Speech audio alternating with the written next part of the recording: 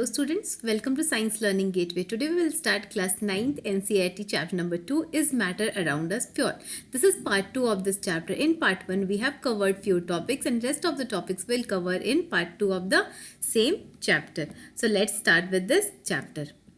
In the previous video or in that part 1 video, we have covered these topics: suspension, colloidal solution, separation of the components of a mixture, then separation of milk from cream from milk, separation of two immiscible liquids. These topics: sublimations, chromatography, distillation and fractional distillation. Till here we have covered in the part 1 video. Rest of the topic we'll do in this video. So our next topic is crystallization. What is crystallization? It is a process that separates a pure solid in the form of its crystal. From the word crystallization, the process is that crystals are separated from the solids from a solution. It is better than simple evaporation technique. So what is the crystallization? It is a process that separates a pure solid in the form of crystals from a solution. From a solution, crystals of the solids are separated. This process is called crystallizations. It is better than simple evaporation technique. Some solids decompose, or some like sugar may get charged on heating to dryness. You know that some of the solids decompose. Decompose means they break down. For example, sugar. When sugar is heated, what happens? The color of the sugar changes. It changes into brown color. That is called charring process. Okay. Some impurities may remain dissolved in the solution even after filtration. On evaporation, these contaminate the solid. What happens? Sometimes when we do that filtration process, some of the impurities or some of the dust particles remain in the solution after filtration also. On evaporation, what happens? These particles or the dust particles, they used to contaminate the solid. They used to make the act like an impurity, and they used to contaminate the solids. Now let's see what are the applications of crystallization. The first application of crystallization is purification of salt that we get from seawater. You all know that from the seawater we used to get the salt. This crystallization process is used to extract the salt from the seawater. Second is separation of crystals of alum. What do you understand with the word alum? Potash alum, Fitkiri, okay, that white crystals which we get in the market. It is used in shavings also to make the drinking water pure also. For that processes, this Fitkiri is used. This chemical name of this Fitkiri is potash alum. From impure sample, separation of crystals of alum from impure sample means it is that pure form is separated from the impure one. Now this is the diagram of water purification system. Okay, how does that water which we get in our homes from the municipality, how did that water is purified in the overhead tanks? First of all, this reservoir is there in which water is there. From the reservoir, the water will go into the sedimentation tank. In the sedimentation tank, what happens? The solids or the heavy particles are allowed to settle down at the bottom. Sedimentation means the solid particles are allowed to settle down at the bottom. Next, the water will go into the loading tank. In loading tank, what happens? Potash alum is used in the loading tanks to sediment the suspended impurities. Okay, in the loading tank, what happens? Whatever impurities are present, they will also settle down at the bottom. Again, from the loading tank, the water will go into the filtration tank. In filtration tank, different types of layers are present of gravel, sand, coarse gravel, etc. You can see this is the layer of coarse gravel. The second layer is the layer of gravel, and the third layer is the layer of fine sand.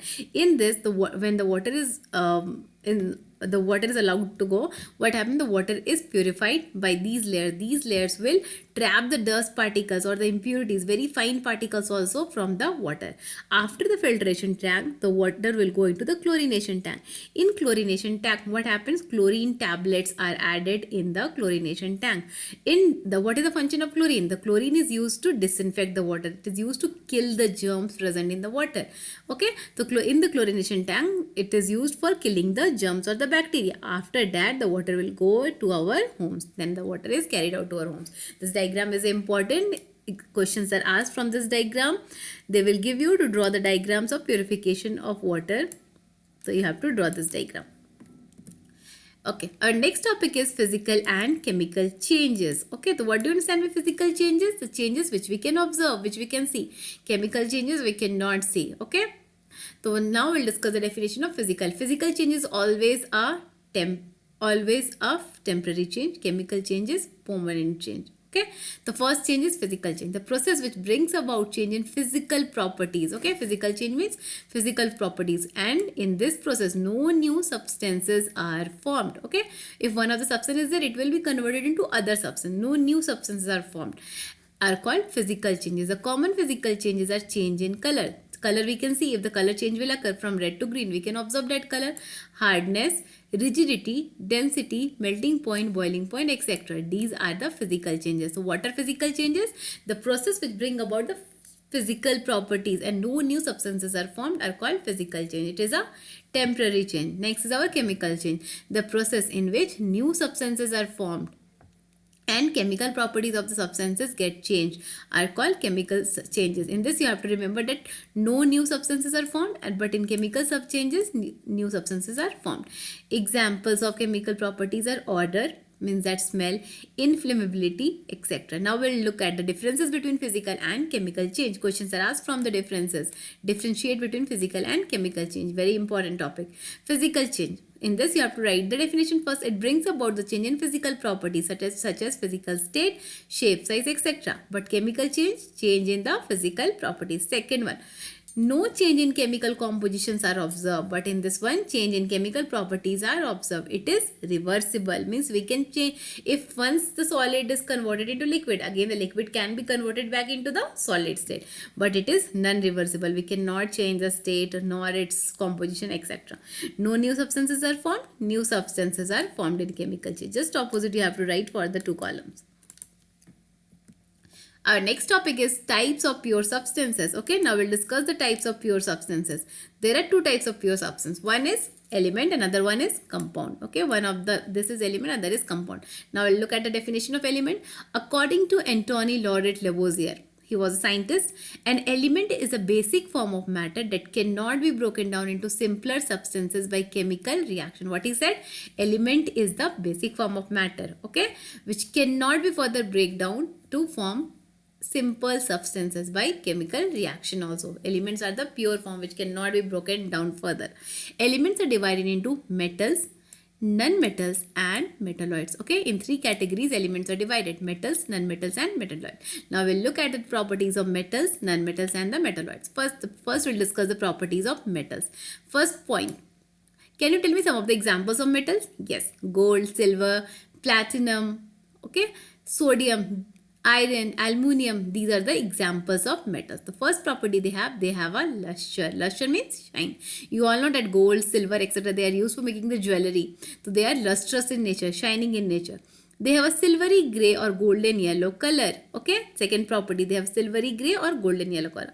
Third, they conduct heat and electricity. For example, aluminium and copper wires are used in the electrical works. Okay. So they used to conduct the electricity. They are ductile. What do you understand with the word ductile?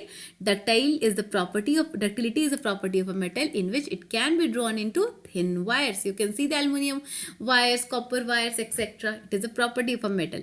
Next are, they are malleable. What do you understand by malleable? Malleability is a property of a metal in which it can be hammered into thin sheets. Means we can convert that metal into thin sheets also. They are sonorous. Sonorous means they make sound. They make a ringing sound when we hit them or struck them. Examples of metals are gold, silver, copper, iron, sodium, etc. So you have to remember the properties of metals and 2-3 examples of metals. Exception. In metals also some exceptions are there. Mercury is the only metal which is liquid at room temperature. Generally all the metals, silver, gold, copper, aluminium, etc. they are solid in nature. But mercury is the exception metal which is liquid at room temperature. What is the use of mercury? It is used in the thermometers. The liquid which is present inside the thermometer is mercury. Now we'll discuss the properties of nonmetals. They display a variety of colors. Nonmetals, they have different types of colors. They are poor conductor of electricity. Metals are good, but nonmetals are poor conductor. They are non-lustrous, sonorous, malleable, or ductile. Means they are not lustrous in nature, non-sonorous in nature, and they are not ductile and not malleable also. Examples of nonmetals are oxygen, hydrogen, carbon, chlorine, etc. These are the examples of nonmetals. Our next topic is metalloids. You all know that elements are classified into 3 categories: metals, nonmetals and metalloids. Now we'll look what are metalloids. Metalloids are those elements, sub-elements have intermediate properties. Means intermediate means in between properties. Between those of metals and non-metals are called metalloids. So what are metalloids? Metalloids are those elements which have the properties between of metals and non-metals. Means they will behave like metals also and non-metals also. They have some properties of metals and some properties of non-metals. Examples of metalloids are boron, silicon and germanium. Okay, so you have to remember the definition of metalloids. Metalloids are the elements which have intermediate properties between the metals and non-metals. Example, boron, germanium, silicon. Okay, now we will discuss what are compounds. A compound is a substance composed of two or more elements chemically combined with one another in a fixed proportion. In a compound, what happens? Two or more elements will combine together in a fixed ratio or fixed proportion to form a compound. For example, water. What is the formula of water? H2O. In that, two atoms of hydrogen combined with one atom of oxygen to form a compound H2O. So water is a compound.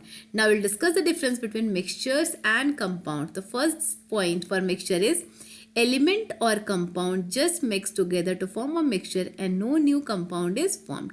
In mixture, what happens? Elements or compound, they will mix together to form a mixture, and in that no new compounds are formed. But in compound, elements react to form new compounds. For example, Na and Cl, sodium and chlorine, they will react together to form a compound NaCl. Second one, a mixture has a variable composition. The composition of each new substance is always fixed. A mixture do not have a fixed composition, but in compounds the composition is always fixed. Okay, a mixture shows the properties of constituent substance. Means what are the substances which are present in a mixture, they will show their properties, but the new substance has totally different properties. But in compounds, what happen? The new substance which is formed, for example sodium chloride, its properties are totally different from the sodium and chlorine from which it is made. The fourth one is the constituents can be separated easily by physical methods. We can separate the constituents of mixture by which method? Physical method. But for compounds, the constituents can be separated only by chemical or electrochemical reactions. We cannot use the physical method for separating the components of compound. Now we'll look at the flowchart there. Matter are divided into two parts: pure substances and mixtures. Pure substances, what are they? They only have one substance present, no impurities are there. But in mixtures, more than one substances are present. Again, pure substances are classified into two categories: elements and compounds. What are elements? Elements cannot be divided into simpler substances, but compounds are made from elements chemically bonded together. Compounds are made from two or more elements. Mixtures. Mixtures are of two types: homogeneous mixtures and heterogeneous mixture. In homogeneous mixture, what happens? The composition is uniform throughout, but in heterogeneous mixture, the composition is not uniform throughout. Substances completely mixed exist in one state or one phase. Substances separate one state for another. Example of homogeneous mixture is sugar plus water. Example of heterogeneous mixture is oil and water. So this was the last topic of your chapter. These all the topics we have covered in both the videos, part 1 and part 2. Okay, go through the video once. If you have any doubt, you can comment in the comment box so that I can clear your doubts. Thank you for watching my channel. Please like and subscribe my channel, Science Learning Gateway. If this video is helpful for you, then please share it with your friends also. Write the notes from this content so that it can be helpful for you during the exams. If you have any doubt, you can ask me in the comment box so that I can clear your doubts. Thank you.